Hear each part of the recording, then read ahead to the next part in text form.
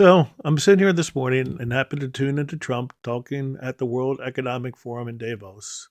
I can't listen to the whole thing. What I've listened to makes me think this man is absolutely pathetic. I can't imagine what world leaders are thinking as Trump spends the entire speech talking about himself and how great he is. If I were there, I think I would stand up and ask others to join me in walking out of this crazy man's speech. In speaking with friends and family members recently, the feeling of despair and hopelessness predominates our conversation. Many see no light at the end of the tunnel. Between the whole Greenland mess, Venezuela, and ISIS brutal attacks, and this isn't even talking about the other issues such as the economy, the environment, and the loss of democracy in this country. The question of how will we ever get back to a place where countries of the world will ever trust America again? Even after Trump is out of office, the concern is how can anyone trust us again, knowing that we not only elected Trump once, but we came back and elected him again, even after the insurrection of January 6th. How stupid do we look in the eyes of others around the world? Let me just say this all this talk about Greenland lately. Just turn on the news, and what does everyone talk about? Greenland, Greenland, Greenland. What happened to covering about the Epstein files? It's been a month since a law was passed to release these files, and at this point, only 1% of the files have been released. Notice no one is really talking about it lately. It's all Greenland, Greenland, Greenland. What about the brutality of ICE? There were reports about the killing of Renee Good. It was covered by the news, and the outrage of her killing was featured. Now, Greenland, Greenland, Greenland. Can't people see? Trump will always find ways to create diversions to turn attention away from topics he doesn't want the press to cover. I just want to say, don't fall into that trap. I wish the media would follow this advice. However, their role, especially the White House media, are a bunch of wimps. They are afraid to ask Trump the real questions or confront his perpetual lying. Again, I tuned back into the Q&A with Trump at the World Economic Forum, and all he can talk about is how great he is.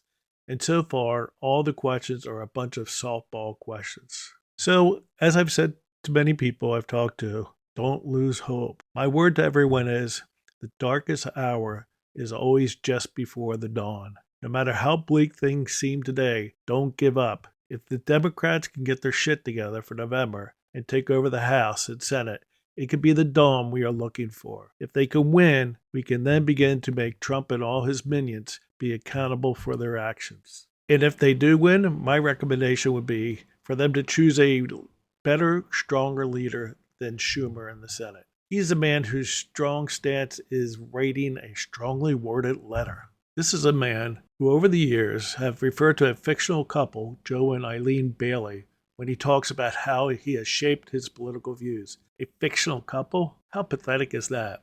And in the House, you have Hakeem Jeffries. He seems like a decent man, but listening to him talk, his monotone speech shows no passion. Not that someone needs to be overly emotional when they speak on political issues, but show some affect.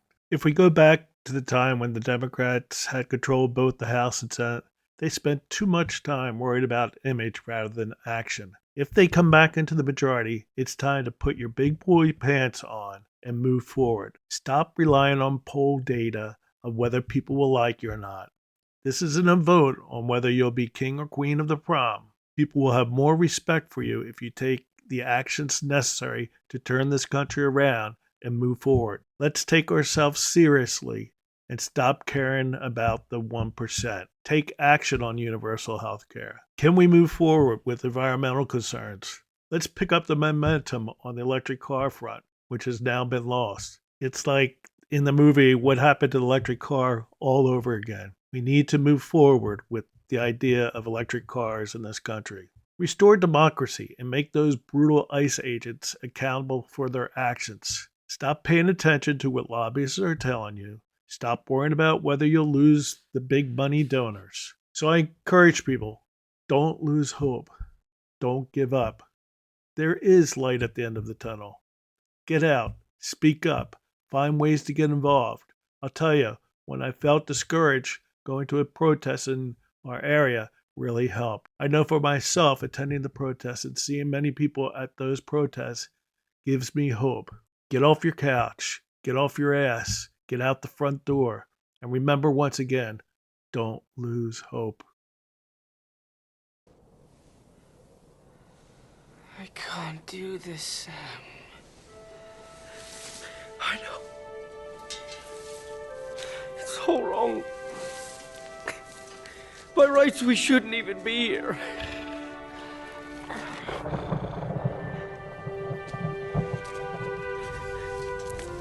But we are.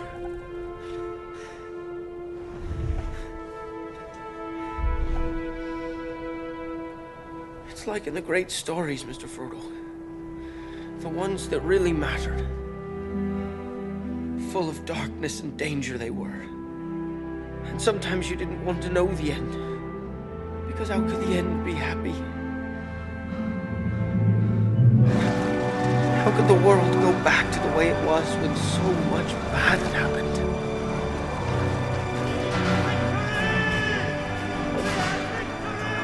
But in the end, it's only a passing thing. This shadow. Even darkness must pass. A new day will come. And when the sun shines, it'll shine out the clearer. Those were the stories that stayed with you. That meant something. Even if you were too small to understand why. But I think, Mr. Frodo, I do understand. I know now. Folk in those stories had lots of chances of turning back, only they didn't. They kept going. Because they were holding on to something. What are we holding on to, Sam?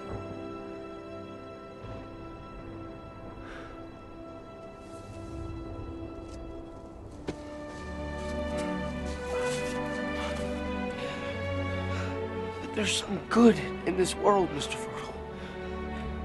And it's worth fighting for.